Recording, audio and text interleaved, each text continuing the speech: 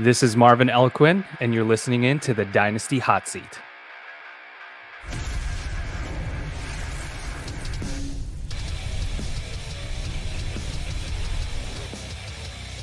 Oh, yes, ladies and gentlemen, welcome back once again to the only Dynasty show out there that is a certified Inferno. And we're back once again. It's that time of year, the annual traditional appearance of the great Marvin Eloquin on the Dynasty Hot Seat. Marvin, it is great to see you. Hey, I think you've moved over to the fantasy footballer since we last spoke. Congratulations. Oh, thank you. It's been a few years since, but yeah, I've been there for a few seasons now, and it's been great. So I appreciate it. Yeah, how you doing, man? You doing all right? Yeah, hanging in there. It's the Yeah. craziness of the off season. It's draft season, and definitely taking in the off season as it comes and just enjoying that it's a little quieter. But man, rookie season's here, so there's so much fun to be had. So yeah, excited to be Yeah. here, excited to talk to you and talk about some rookies.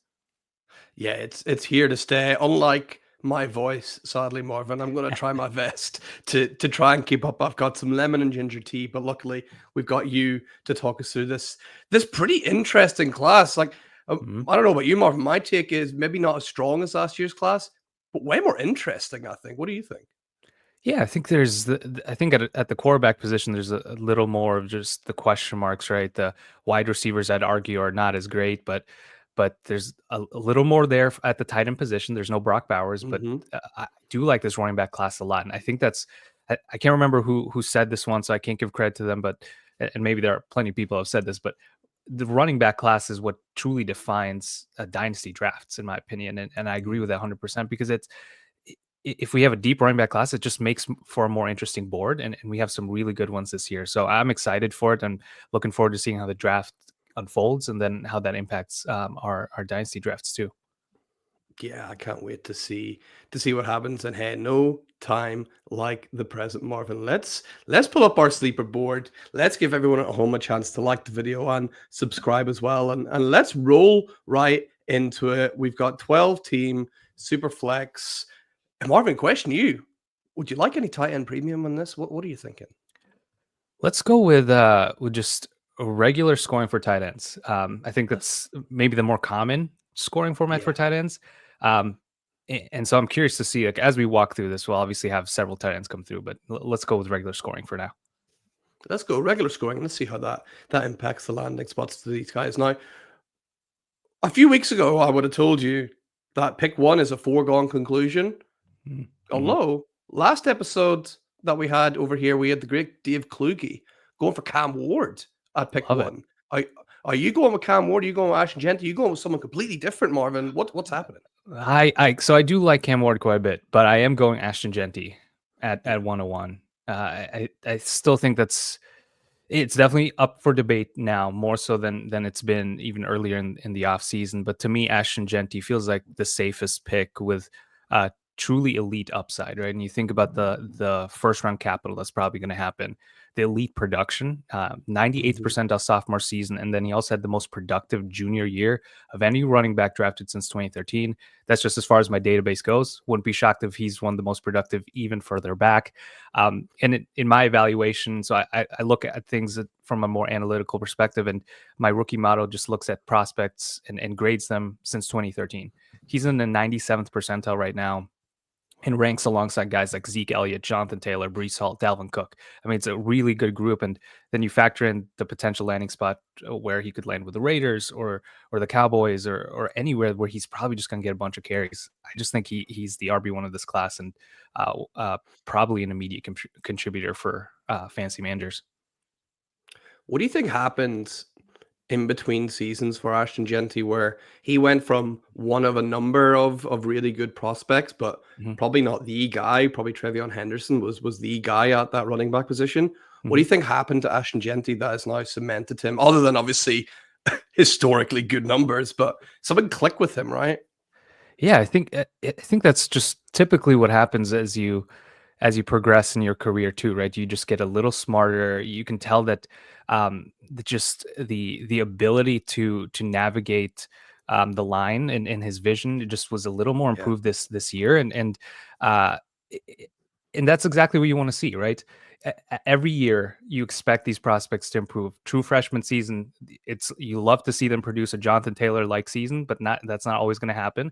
But then sophomore and junior, you expect them to elevate. And the fact that we saw that from Ashton Genty was amazing. And I should also say, even without his junior year, you just look at his sophomore year, he was already really good. And so him Yeah. taking it to the next level is the reason why I truly think he should be 101/RB1 of this class. Yeah, and that's where you've got him locked in there as the very first pick of this mock draft. But who's following him up, Marvin? I'll go with Cam Ward here. We'll get the first quarterback on the board. I wrestle with this one a little bit because there are three quarterbacks in this class that stand out to me. Hmm. But I'm not sure if Cam Ward's the best value. I think you take him here because this is where his ADP is. He Yeah. has a little bit of a flawed profile. The efficiency is, in the 50th percentile in adjusted yards per attempt.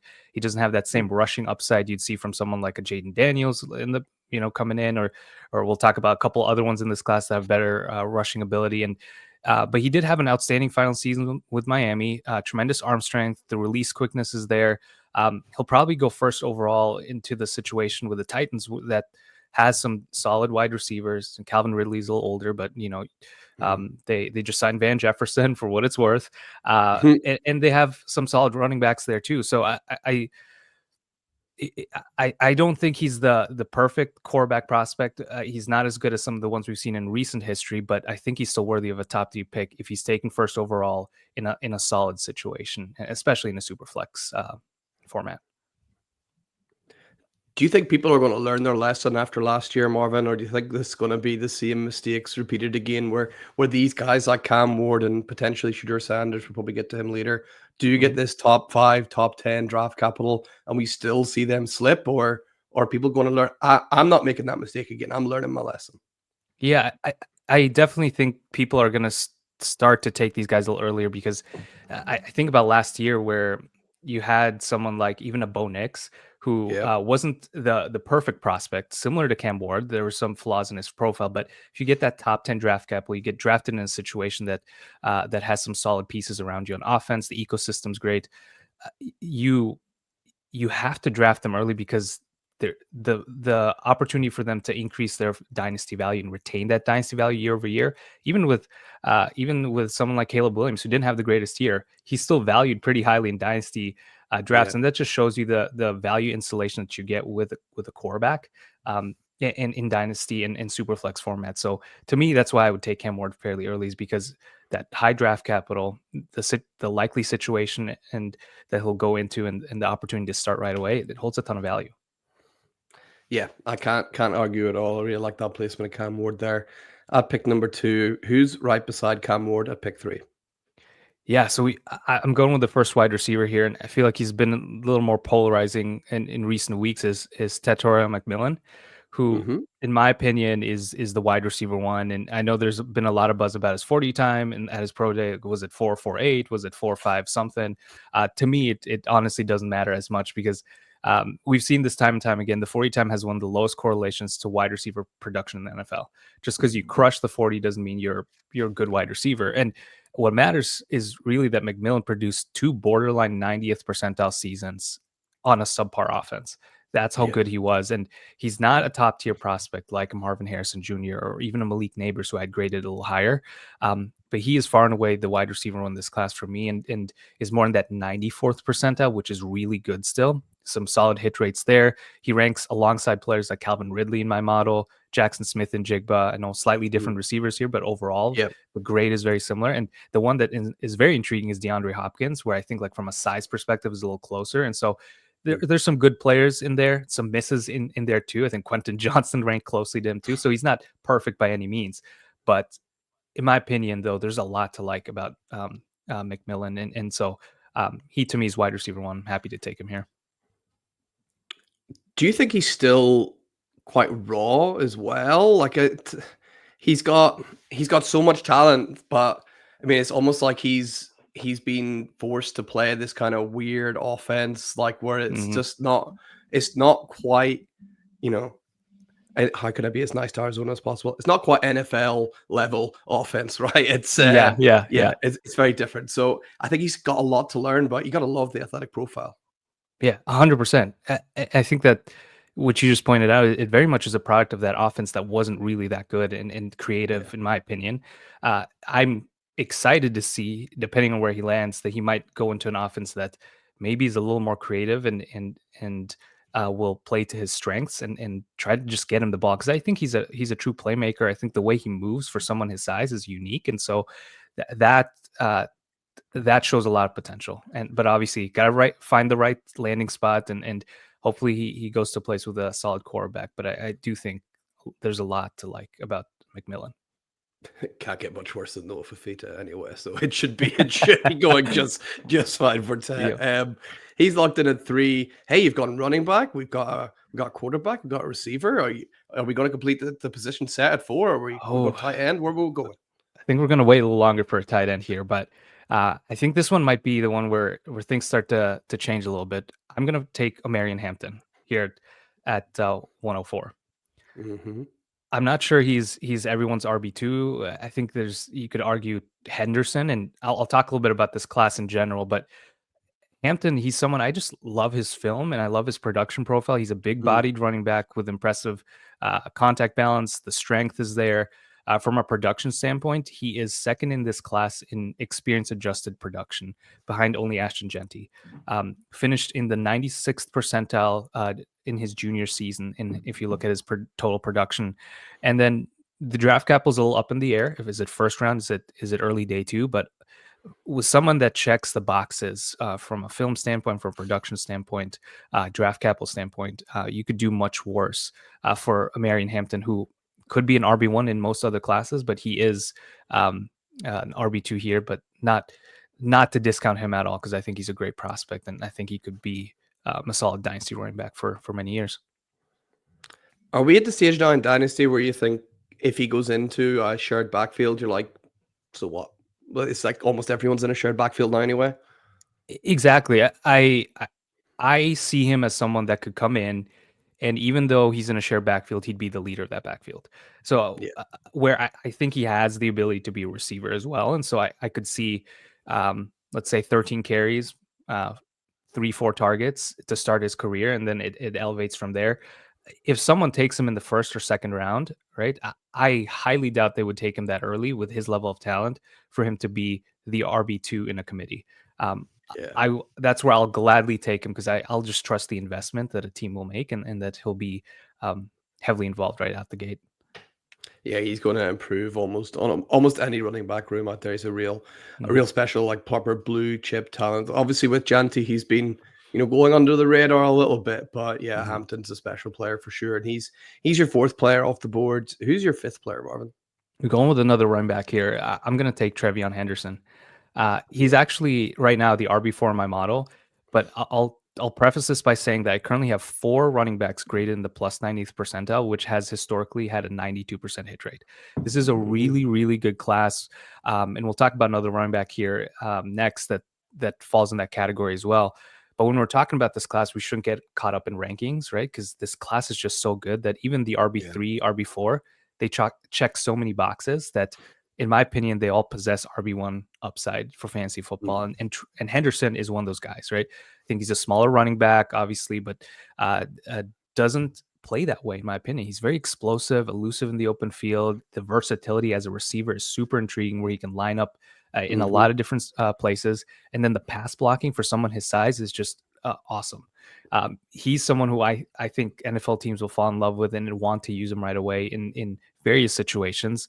And then from a production standpoint, I know it's been a little up and down, right? He dealt with injuries earlier in his second season, and then split backfield with Quinshon Judkins here this past year. But as a true freshman, that was a 98th percentile season. Like, he was so good as a true freshman, and it wasn't too long ago he was being considered the RB1 of the 2024 class before Yeah. returning for his final season at Ohio State. So let's not let the depth of this class overshadow how truly great Henderson is. But I'm curious to hear your thoughts. I know this class is so all over the place when we think of rankings, but Yeah. do you like Henderson just as much as I do? Yeah, Henderson for me is right up there with Hampton as well. One day I've got Hampton ahead, one day I've got Henderson ahead. Hmm. I think the last time I was on a show and had to pick between the two, I did go for Trevion Henderson slightly above Mhm. O'Brien Hampton, mainly because of the pass catching that you mentioned. And just thinking about, getting points on the board in PPR leagues. Mhm. Trevion Henderson, I think, has a slightly safer floor there than Hampton, but you're going to be delighted with either of them for sure. I think Mhm. I wouldn't even be shocked if, this time next year, Henderson's actually the guy with the most points out of this running back class. Maybe not Mhm. long term, most successful, but rookie year, could he Mhm. outscore Ashton Janty? I don't see why not. I'm not sure if you agree, Marvin. Yeah, for sure. I watched your guys' episode with Dynasty, the Dynasty Nerds, Dynasty Price, Garrett Price, Oh, the yeah. great Garrett Price, right? Yes. And he talked about Trevion Henderson being a little more like think about Gibbs and how he compares Yeah.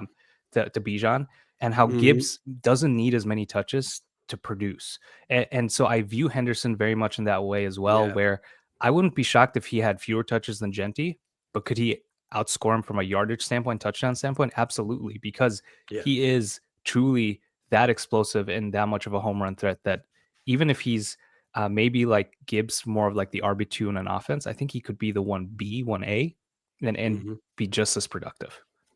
Yeah. Yeah. I definitely think. And then if we look at hindsight being 2020, Marvin, do you think he made the right decision going back to college this year?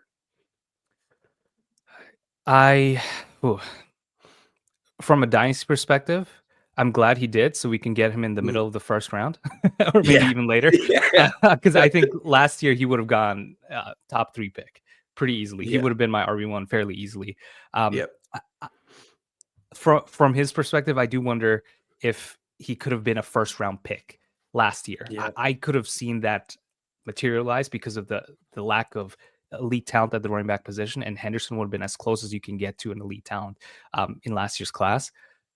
So I do wonder, could he have gotten first round capital versus this year? Probably a more early day 2 guy. But again, Mm. there's also buzz he might slip into the first round, and if he does, I wouldn't be shocked because he is truly that talented. Yeah, and you had mentioned that he is technically your running back 4 on paper. Is this where your other running back you were teasing comes in right after him at pick 6? Yeah, Quinshon Judkins. We'll take him next Yeah. here. I just really like this running back class. I mentioned they check so many boxes when you think about the analytics, the film, the versatility, and the draft capital. What's interesting is when you compare this to last year's class, we had a handful of guys get draft capital, right? Day 2 capital, which is usually what we want to see at the very least from a running back. But to me, in my evaluation, they didn't really check the box from an efficiency standpoint, from a production Mhm. standpoint. Think about guys like Trey Benson, Blake Corum. They weren't really that productive and efficient in college. Now, Mhm. Benson had the raw stats, but relative to his team, or I should say Blake Corum had the raw stats because he had a bunch of touchdowns and yards, but Yeah. relative to the team offense, wasn't really that elite. And obviously, unfortunate with the Jonathan Brooks injury, but you compare to this class where you have guys that were super productive early on, broke out early, and are just really look good on film, are going to get the draft capital. Um, Judkins is one of those guys who, again, would have been RB1 in last year's class in my evaluation. Yeah. Love the athleticism, powerful, aggressive runner, over 220 pounds that has that true workhorse potential. And similar to Henderson, started his career with a 97th percentile true freshman campaign, up there, very much up there as an elite true freshman season. And so um, gladly take him here. And I think he's someone who wouldn't be shocked if down the line we look at this and say, okay, he split touches obviously here with Trayvon Henderson this past year, but he could be one of the better running backs alongside Ashton Genty in this class. What do you think the odds are for we see 4 running backs go in the first round? Because it would be these 4 if there were going to be 4, right? Yeah, I think so. I think so. I'm not sure the NFL will do that. It'd be Yeah. very shocking. I would love it for fantasy football, but Yeah. I would be shocked. I almost think obviously Genty is very much a lock, but Hempton I think is the closest to maybe being um, uh, a semi lock for the first round, Mhm. and then I do think Henderson could slip into the late first. Judkins feels like someone who might just be early second. But again, we're splitting hairs here if we're talking about like the 28th overall pick and the the 35th overall pick. I think they're all going to be should be top 50 picks in this draft. Yeah, I certainly think so. Anyway, we're going to see a lot of running backs go day one, day two. It's going to be real fun to see where they end up. So Judkins is locked in. We had 3 running backs in a row. Are we keeping this running back train going, or are we going somewhere else? We're gonna take a break from the running back train. I'm gonna take Luther Burden here. He is, again, I feel like this wide receiver class is very polarizing. But to me, he is someone that is maybe a little overshadowed or forgotten about because his past year was just not productive for him, right? But he was one of only 2 wide receivers, or is only one of 2 wide receivers right now for me that grade in the 90th percentile or higher. That usually is roughly a 68% hit rate. And we know what he brings to the table, right? The yak ability. But I do believe he is an underrated route runner who can win in all areas of the field, short, intermediate, and deep. And maybe also easy to forget, right? Because of the 2024 season. But Burden had a more productive campaign than McMillan in 2023 when we adjust for team market share. So he was a very productive and efficient player in just 2 years ago, and is also second in this class in experience adjusted production, and which is extremely predictive for wide receivers in the NFL. And so he checks many boxes for me. That's why I think he should be the wide receiver too. But there are obviously a couple other ones here that we're going to talk about that I wouldn't blame if anyone placed Burden behind some of these other guys. But to me, I think there's a lot to like about Burden's athleticism and playmaking ability.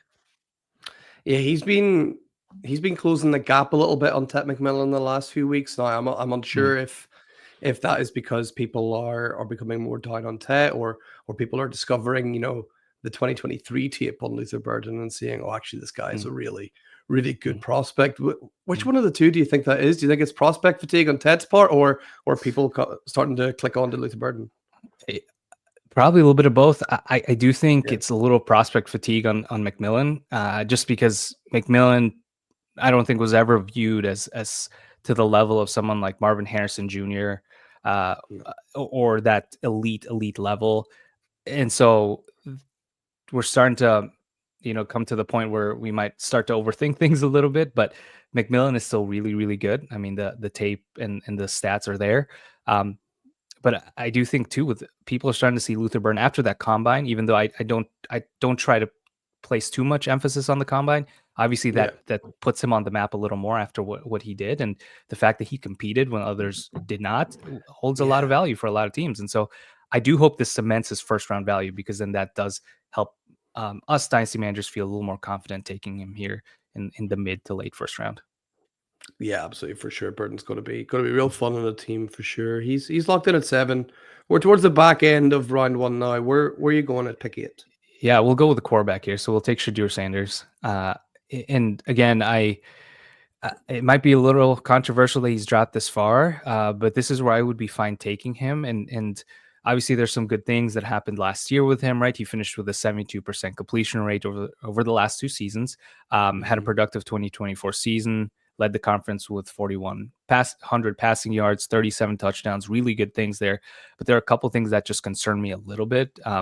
It's the 69th percentile career adjusted yards per attempt. He has one of the highest pressure to sack ratios in this class at 20.4%.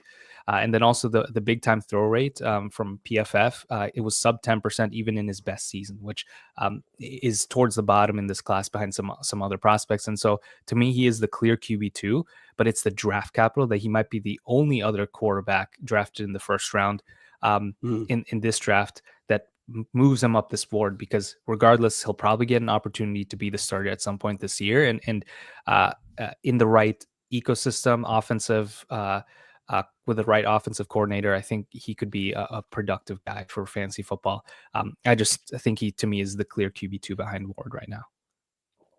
It looked like it was odds on him going to go play over in New York for the Giants, being picked at 3. Does them signing Jameis Winston change anything, or does he just seem like he's a career backup now anyway? To me, I'd follow the money. He didn't receive a lot on a per year basis, and so that screams more like bridge quarterback in my opinion.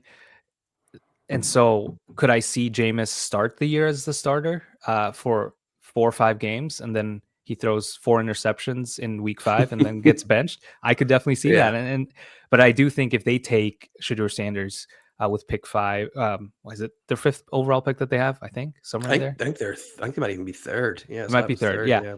Then Yeah. you don't spend draft capital, that high on a quarterback without giving him a chance at some point. And so I do think um, uh, if it is New York, Jameis is probably just the starter for a few games.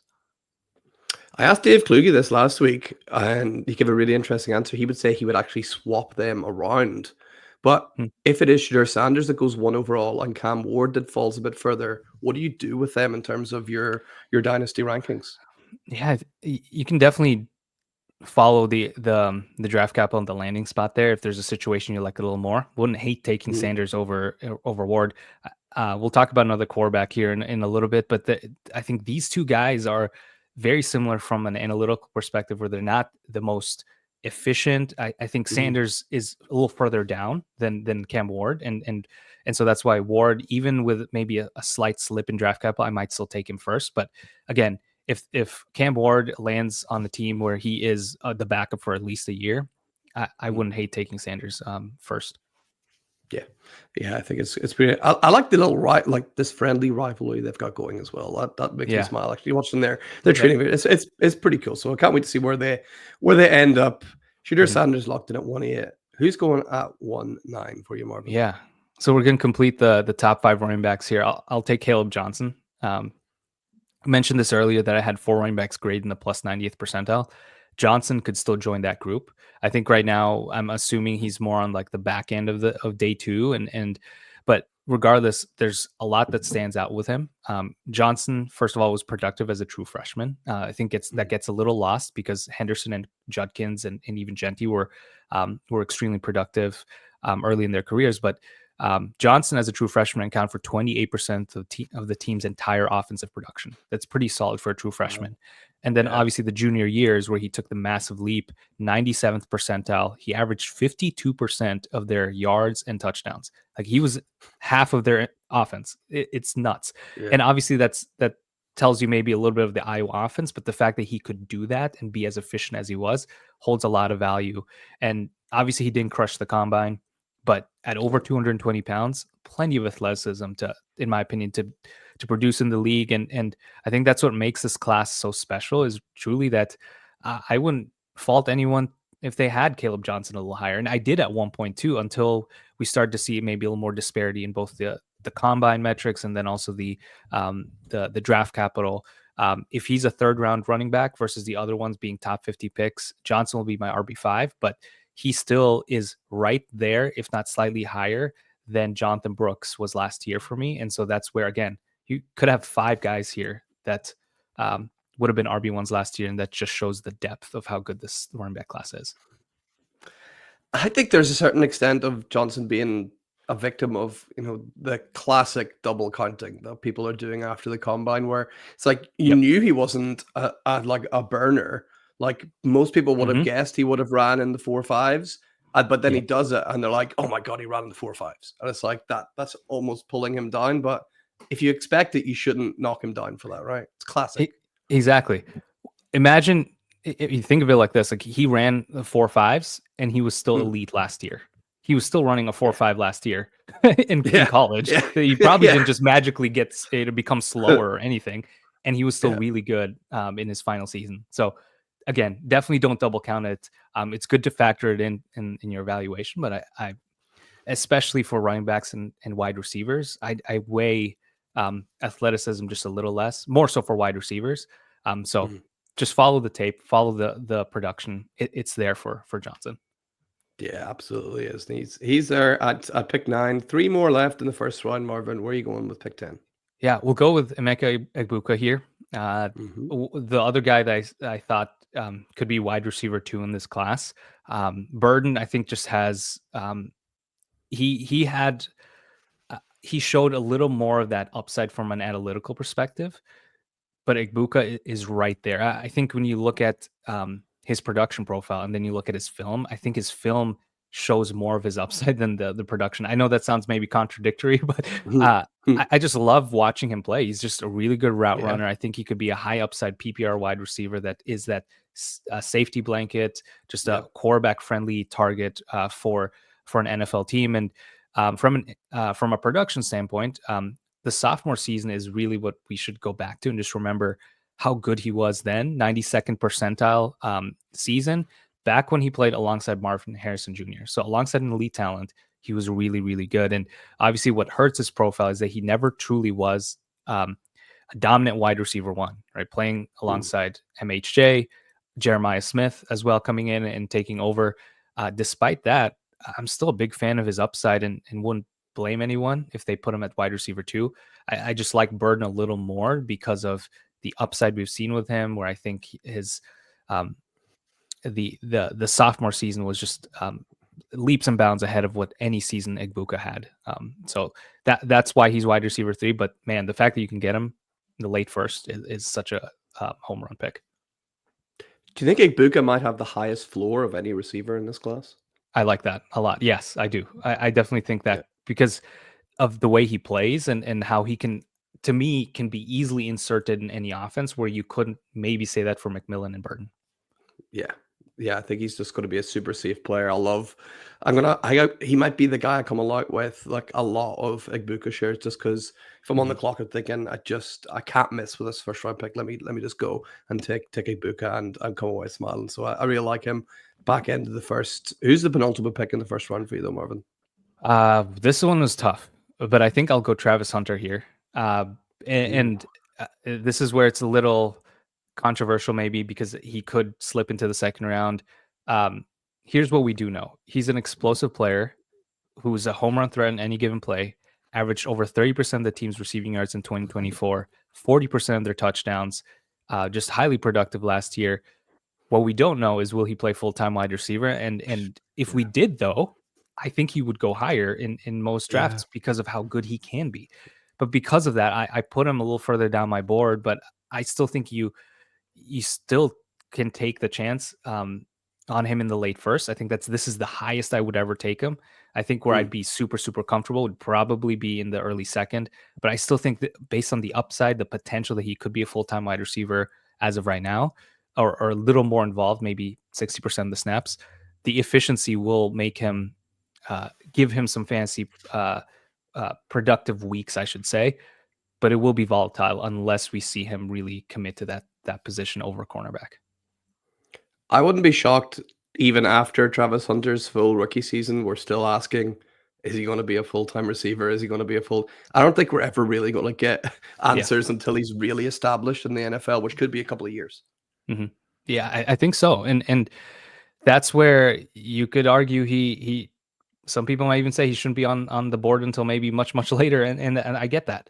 Um, you have to hedge those bets. There are probably much safer picks here coming up, but if you play with the upside, I think his efficiency on a per route basis and just his production last couple of years really shows if he was full time wide receiver, man, we could be looking at someone who could be a an every week starter for fantasy. But you notice he does that little jump, like the Garrett Wilson jump as well. He does the exact same Like thing the hop, as yeah, yeah, the little the hop. Like skip, yeah. is that becoming a thing? Am I missing out? It seems counterproductive to me, but maybe it's a Uh, elite trait. I'm not sure. that's maybe all the best route runners do that. I'm not sure. That's what Yeah. they're teaching nowadays. Yeah, exactly. Yeah, I don't know. Yeah, I certainly couldn't do anything these guys do. I feel so. I'll far be yeah. to judge. So he's locked in at pick 11. Who's the last pick in the first round for you, Marvin? I'm gonna go Jaxson Dart. Uh, I really like his profile. Um, in my opinion, if he is a first round pick and his ADP stays around here, I think this is around where he'd be taken. I Right now, the only reason I'd wait to take him here is because we don't know if he's a first round pick or if he's a second round pick. If he's a first Mhm. round pick, I'm fine taking him earlier because I really like his overall profile. I mentioned earlier, Warden Sanders have flawed efficiency numbers, but you look at Dart, he excels in multiple metrics. He leads his class in career big time throw rate, according to PFF, both in pressured and non pressured dropbacks. The 9.5 adjusted yards per attempt is in the 82nd percentile among drafted quarterbacks since 2013. The 15.1% career pressure to sack ratio is one of the lowest in this class, much better than Sanders.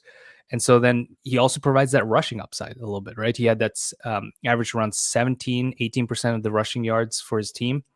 That's solid. It's not elite rushing, but he'll bring that to the team and have that dual threat ability. And so again, if he gets first round capital, I'm fine taking him earlier. But to me, he has the much safer overall profile where I think he's the better value, potential better value than Ward and Sanders. Just looking a bit at the tea leaves here of the draft and looking at the way this team has been building things in the offseason, wouldn't shock me at all to see Washington sitting at 29, look to trade out of that, allow someone to come into the first round if they didn't get a quarterback, like maybe the Cleveland Browns, if they don't take a quarterback high on, they could come in and take a Jaxson Dart, get that fifth-year option. It seems like a win-win scenario for both teams. Like, can you see something like that happening for Dart where someone trades up to the first round to take him?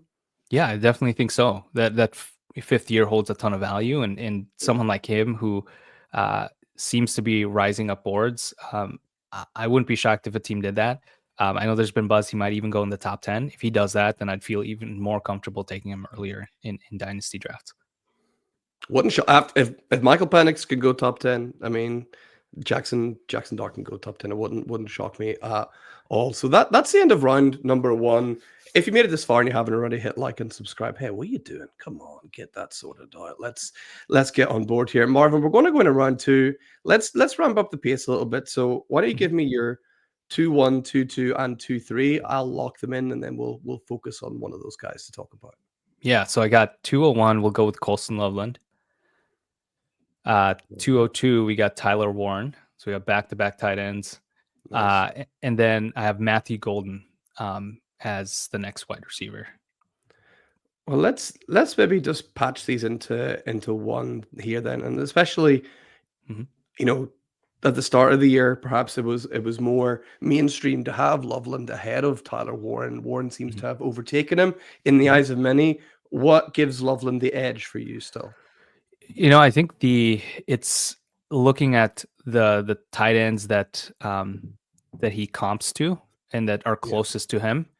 I think Loveland is the safer prospect of the two because we don't always see, when you think about like late bloomers, 5-year tight ends, like you don't see many of those guys break out. But I say all that, I'm still taking him at 202 because Warren is still, to me, in my evaluation, 97th percentile. Loveland is also 97th percentile. He just has the slight edge.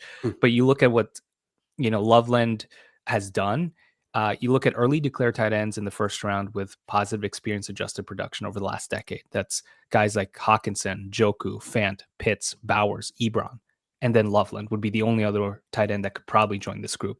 It's a solid group. It's not a perfect group, but it's a group with a lot of upside as prospects coming in. I know Pitts has maybe disappointed, and and Joku was a late bloomer, but Hawkinson was good. Bowers is elite. It's a good group. Warren doesn't have that same comps, right? I mean, there aren't many that get taken in the first round with his type of profile, but he was so good last year. And his ability to be an inline tight end, and they line him up in the backfield, and he can be such a versatile weapon that I do think if a team, here's the bottom line, if a team takes both of them in the first round, I wouldn't worry about it because first round tight ends almost always hit for fantasy football because they get inserted right away. It gets more questionable in round 2 and 3, but if they get taken in the first round, I'm fine taking either one at any point in the late first, even or early second. Yeah, I'm right there with you. I think it's a lot closer than a lot of people think.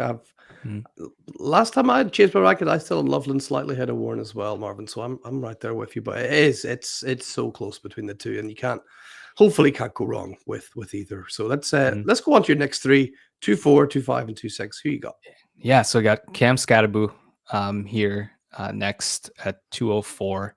Then we got Trey Harris. Yeah, Scatterboo, I don't know why on Sleeper. His ADP is a little further down, so you got to dig a little further to find him. Yeah, that's very odd, yeah. Right. Trey Harris, though, would be my next pick here.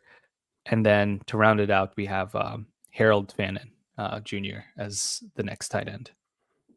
All right, let's go. Well, let's let you choose, Marvin. Which one would you like to focus on there? Who's the most interesting of those three? I know we just talked about tight ends, but I, Harold Fannin, in my opinion, is equally as intriguing. Um, Hmm. we already know this running back class is good. So Scadaboo, in my opinion, great receiving running back. Really productive later in his career.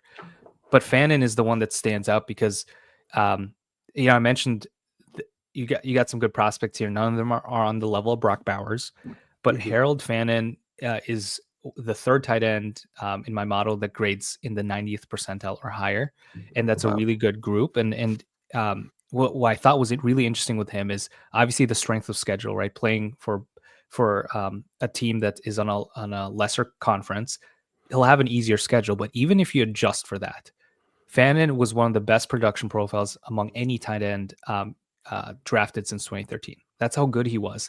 Mhm. And I get he ranks um, a little further down on the board for from an athletic standpoint. But again, let's not double count it too much because even though he was quote unquote slower, he still did everything in college. Even though he was slower, he just finds ways to put pressure on the defense and get open. And if if he can replicate that, and I do think he can in the NFL, it won't matter that he was a little slower at the combine and didn't crush the 40 time or anything like that. He to me is someone who could be similar to a couple of years ago, right? You had, um, gosh, I'm blanking now. Detroit tight end Sam Laporta, who Yeah, was yeah. on the board as maybe someone's tight end 3, right, in that class. I think Fannin could be similar, where he's lower in ADP, but could return value in a significant way. I mean, it's also he's done this all with. I mean, anyone out there tell me the Bowling Green quarterback? I mean, I'm not sure. Like it's like Yeah, it's not like yeah, yeah, he's playing against lesser competition, but yeah, he's not exactly got a great guy throwing to him either. So he's yeah. got to get an uptick in that too. So I think it is swings and roundabouts a little bit with that playing in lesser leagues because you also have a lesser cast around you as well. So I'm looking forward to seeing where Hal Fanning goes and what he can do. I think he's Mhm, a really interesting prospect for sure. I would have chosen to talk about him there as well, mhm. Marvin. So you got 2-7, 2-8, and 2-9 as Yeah. your next grouping. Who's going there? So we'll take Alec Iomanner as the next wide receiver here. We got a second wide receiver then as well here in Jaden Higgins out of Iowa Mhm. State. Um, and then I'll take a quarterback here in Jalen Milrow, who Mm. I know is, again, polarizing, but I think there's a lot of upside there for him. I mean, not it is very odd with Jalen Milrow, right? Where Mhm. it's almost like the Anthony Richardson debate on steroids, where it's like, yeah, this guy Yeah. could be like the quarterback one, or he could flame out of the league. Like Jalen Milrow seems to have an even wider range of outcomes than Anthony Richardson, which seems bizarre. Yeah, exactly. And that's where you don't have to spend as much to get him, right? That's where um, Hmm. you can wait a little bit to select him. Richardson, obviously, the draft capital could be the disparity here, but Richardson, you had to spend up to draft him. But I do think there's a lot to like in what he could bring to a team. Obviously, the athleticism is what stands out. Very, very athletic. The rushing upside is there, averaging 41 rushing yards per game. Again, to your point, though, he's not the most dynamic passer, which limits his upside a little bit. It is worth noting, though, he did average 9.1 adjusted yards per attempt, which is second in this class. That's much better than Anthony Richardson, who had one of Hmm. the worst efficiency profiles coming in as a prospect. So he has that edge. But truly, here in this point in superflex drafts, if you prioritize upside and in a superflex format where quarterbacks, their values could improve drastically, right? Just based off of opportunity. I think Milrow, if he's taken in the second round, which I think that's where he's mocked in a lot of places right now, I'm fine taking him here. If he drops to, round 3, day 3, I'd probably wait to take him. Whenever he ran that 40 time, he ended up in the the 4.3s, almost beating Yeah. Michael Vick's combine record. Hmm. I still wish he did that at the combine. I don't know about you, Marvin. Do Yeah. you what do you think about these guys running them at the pro days? I just prefer the combine. Maybe I'm old fashioned. I agree, because just for the sake of Dynasty Twitter, so we don't have to like argue about it all too much, right? Because you think Yeah. about, he ran what, a 4.3, 4.4, whatever it is. People are going to discount it, and then all these reports come out that, Hmm. hey, a team actually clocked him at 4.55 or 4.52. If and we heard and saw the same thing with McMillan. So if they would just run at the combine, I know they changed the turf a little bit, but still, there's less questions about it, and we can just know, like, this is the value. We can know that this is accurate. But with pro days, it's always up for debate, it seems. Maybe the combine needs to enforce like a bring your own turf policy where you can bring along whatever you want to run on, and people can just do it all on that day in that building, and it'll all be fine, Yeah. right? That would fix everything, right? Oh yeah, I think so. Yeah, just have a couple of rooms with like bring your own turf setups. Yeah, Yeah, I like yeah, it. absolutely. As oh, my camera's gone blurry. I hope you can still hear me though. I'm still here, Marvin. Don't worry. Yeah. We've got one more round to go. We got 210, 211, and 212. Two Hmm. twelve to go. I'm back in the room. Look at that. Who you going with? Yeah. So next up, I'll take Bashal Tutin, running back Nice. here. Um, and I should preface, we're kind of getting to a point here where it's like iffy draft capital, and maybe not the greatest production profile. So we're starting to you'd have to basically pick your guys here and who you think could um, succeed even with day 3 capital. DJ Mhm. Giddens would be my next one, another running back. And then we're actually going to round it out with third running back here to close things out in Devin Neal. Nice. So three really interesting running backs there. You know what? DJ Giddens hasn't got a lot of love on the Dynasty Hot Seat. No one's really spoken Mhm. about him. What do you like so much about DJ Giddens? Yeah, there's so many things I like about him, and I think it's the combination of size and athleticism. He's at 212 pounds. He crushed the combine in multiple drills, and again, not placing too much stock, but his film looks really good. I love his vision, his ability to really vary his speed in the open space and evade tackles. He's just a really fun player to watch, and uh, one thing I'll mention too here is I love his story as well, coming in as a walk-on on Kansas Mhm. State, and he played behind Deuce Vaughn, but then became the RB1, just working his tail off to become a prospect that is in consideration for a day 2 pick. It's just such a cool story, and produced over 1,500 scrimmage yards in each of his final 2 seasons. Finished his career with a 94th percentile season in 2024. So there's a lot to like about his efficiency and production profile. Obviously, um, the the late breakout is a little bit of a concern, and the fact that he played again behind Deuce Vaughn, who Deuce Vaughn might not become much in the NFL, unfortunately, even though I'll have to admit I did like Deuce Vaughn a little more than most people. Yeah. And then the fact that he's just more of just a late, um, I guess, yeah, bloomer is the word, but he just was a walk on, right? He Yeah. wasn't an experienced running back coming in necessarily as someone like highly touted, highly recruited, but the fact that he worked himself into to 2 dominant seasons over the last 2 years, I think holds a lot of value. And again, if he's a day 3 pick, might have to temper our expectations, but I just love the film. The production was there in this final 2 years. I'm fine taking him here. But honestly, in some dynasty leagues, I think you might be able to wait even into the mid third, and grab someone who I think could be impactful. Yeah, I think the landing spot's going to tell a lot for these like Yeah. Tutins and Giddens and Devin Neals and these guys that are all Mhm. kind of in this one big tier at the minute. I think the landing spot's really going to determine who's going to go where in your dynasty leagues. You kind of mentioned it's maybe slightly off topic, Marvin, but I'm always curious to Mhm. know for a guy like yourself who's got these like really good systems in place for ranking players and your Mhm. models in place. Would you prefer it if a guy has a late breakout or has like an early breakout but then teals off? I would I think, and if we look at hit rates, what we've Mm, seen is that the early breakouts hold more value. mm, So someone like a Quinton Sean Judkins who maybe tapered off, right, a yeah. little bit, the early Hmm. breakout holds more because, and this is what like experience adjusted, people talk about age adjusted production. We adjust it because we know that in year 18, or age 18 or year one as a true freshman, you're not Yeah. supposed to produce as much. Like a lot of times you Yeah. come in and you slowly become more involved.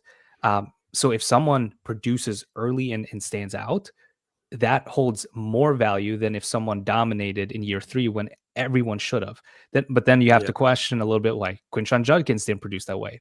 Well, we know Trevion Henderson was part of that offense, right? And so that's part of it too, right? So the earlier they do it, especially if it's in a competitive conference, that to me holds more value, and we've seen higher hit rates with those running backs than we do with guys that break out in year 4 or year 5 even, Mhm. because they just happen to stay a little longer and we're just a little older, and so of course they're Yeah. going to dominate against the 20-year-olds, the 19-year-olds Yeah. in college. Yeah, makes perfect sense. And what also made perfect sense, this lovely mock draft that you've gone through. But Marvin, we're not going to let you go just yet because people love hearing about sleeper picks, these guys that you might take in the 3rd or the 4th round. Have you got a couple of names for us who you quite like in that 3rd, 4th round range? Yeah, there's quite a few that I shouldn't say Yeah. quite a few, but there's a handful of guys that I really like still here. Ollie Gordon, someone that stands Yeah. out, who had a down year in 2024, but as a sophomore was amazing. 2,000 scrimmage yards, 92nd percentile efficiencies and production score. One of the bigger running backs in this class too, which is an intriguing uh, profile to have with his production. Obviously, the draft capital is the big question mark for him. So, will he Mhm. get drafted? Maybe day 2, unlikely. Day 3, he's just a little more risky. But I still like what he did in college, and in the right, I guess, again, landing spot is a big thing for running backs. If he finds the right situation, I think he could produce and be Yeah. heavily involved. Um, Another guy I'll mention here, I don't know if anyone's mentioned him yet on the podcast, but Ricky White. Uh, Oh, Wide no. receiver who had a little bit of a later breakout. When we talked about this a little bit, but he played for UNLV and played for Michigan State as well. But in his time at UNLV, that's really when he broke out. Athletic measurables were not the greatest at the combine. Again, for wide receivers, that has the lowest correlation for any position, and so Mhm. I'm not going to double count that as much as with for wide receivers. And what matters though for him is White is second in this class in experience adjusted production behind only Ted McMillan. He Okay. was that productive early on in his career. And then I think he had an injury in year 2, I believe, but then he ramped back up and averaged 45% of his team's receiving yards in his final 2 seasons. Like, he was just elite. Again, we have to discount that a little bit because you're older at that point, and so Mhm. you're supposed to produce at a high level. But the fact that he did shows that he's up to that level. Um, the problem is the draft capital, because day 3 wide receivers rarely hit, and we every now and then we get a Stephon Diggs or an Amon-Ra Mhm. St. Brown, who was a borderline day 3 guy, but you Mhm. don't see many of those guys really break out, and so that's why Ricky White is probably further down the board. But he's someone who I'm almost always fine taking in the 4th round, because production is there, and that's what you can at least hold on to that, even though he gets drafted late. Love it. Absolutely. Shout out Ricky White, first mentioned on the Dynasty Hot Seat. That's great to hear. Marvin, it's been an absolute pleasure as always having you on the show. Can you just remind everyone listening, where can they find all your great work? Yeah, so you can pretty much find all of it at some point on Twitter or X at FFO_Marvin E. I am on Blue Sky as well if you want to follow me on there under Marvin JE. I'm still trying to figure out remember my handle there. But my work is almost always on the Fantasy Footballer, so any articles that I write will be on there, and coming out with a new series here talking about dynasty life cycles and an expansion of what we did last year. So keep an eye out for that. That should be really fun to write and share. Absolutely love it. Make sure to go check that out, everyone listening. And thanks, of course, everybody listening at home for tuning in.